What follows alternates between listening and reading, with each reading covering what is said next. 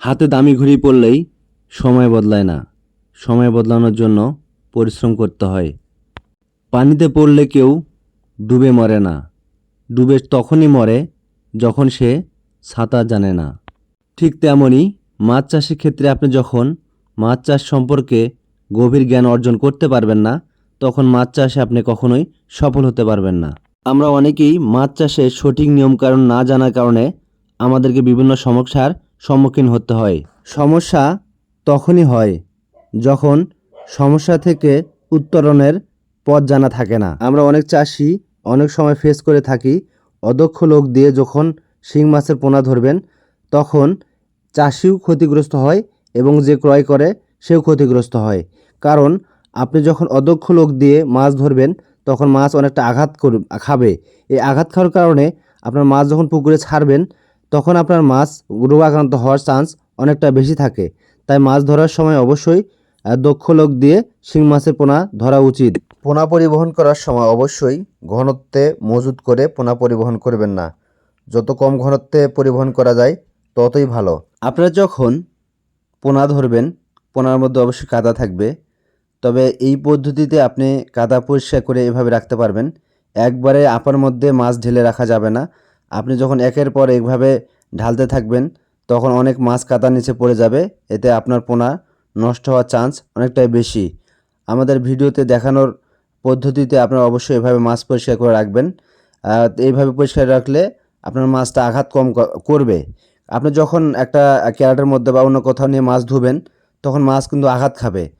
তাই যতটা সম্ভব আমরা এভাবে মাছটা পরিষ্কার করে রাখি। আপনার পরিষ্কার করা হয়ে গেলে সঙ্গে সঙ্গে মাছের মধ্যে যে ময়লাটা আছে পোনার মধ্যে সেটা অবশ্যই পরিষ্কার করবেন।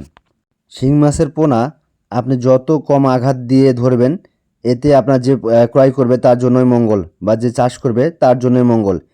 এসব কৌশল যদি আপনার জানা না থাকে তাহলে শিং মাছ চাষ করে আপনি কখনোই সফল হতে পারবেন না, বারবার ঝুঁকির মধ্যে পড়ে যাবেন। শিং মাছ চাষ করে অনেকে ব্যর্থ হয়েছেন, সফলতার মুখ এখনও দেখেননি, তবে হতাশ হওয়ার কিছু নাই। ব্যর্থতা সফলতার প্রথম ধাপ। আপনি যত বেশি ব্যর্থ হবেন তত বেশি শিখবেন। ব্যর্থ যখনই হবেন কেন ব্যর্থ হলেন সেটা নিয়ে অ্যানালাইসিস করার চেষ্টা করবেন। আমরা অনেক চাষি একটা ভুল করে থাকি, পুকুরে মাছ ছাড়ার পরেই আমরা খাবার দেওয়া শুরু করে দেই। এটা আমাদের একটা চরম ভুল। আপনারা যখন মাছটা পরিবহন করে নিয়ে যাবেন মাছ আঘাত পাওয়ার কারণে মাছের হজমটা ঠিক মতো হয় না। এজন্য অবশ্যই আপনারা 3 থেকে 4 দিন পর মাছকে খাবার দেওয়া শুরু করবেন। খাবার দেওয়ার সময় অবশ্যই লিভার টনিক এনজাইম, বায়োজাইম এগুলো দিয়ে আসলে খাবার দেওয়া শুরু করবেন। তবে পরিমাণ মোটামুটি আমরা সবাই জানি যে আসলে কি পরিমাণ দিতে হয়। আমরা আরও একটা বেশি ভুল করে থাকি, আমরা যখন পুকুরে পোনা ছাড়ব অবশ্যই পুকুরের পানি সবুজ করে নেব। পুকুরে পানি সবুজ করার জন্য মোটামুটি আমরা কম্পোস্ট তৈরি করে নেব। কারণ পানিতে যখন আপনার টেম্পার থাকবে না, মাছের যে পিএইচ, পানির যে পিএইচ এটা আসলে কন্ট্রোল থাকে না, এক এক সময় নামে আবার কম সময় উঠে যায়।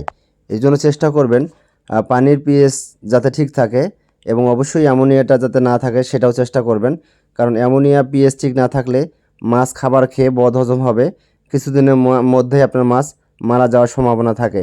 এই জন্য অবশ্যই পানি কালার করে মাছ ছাড়বেন, এতে আপনার মাছ নিরাপদ থাকবে। পরবর্তী ভিডিওতে আমরা আলোচনা করব মাছ কেন কাটাই করব শিং মাছ, এবং কাটাই করলে কি কি আমাদের সুবিধা আছে এই বিষয় নিয়ে বিস্তারিত আলোচনা করার চেষ্টা করব।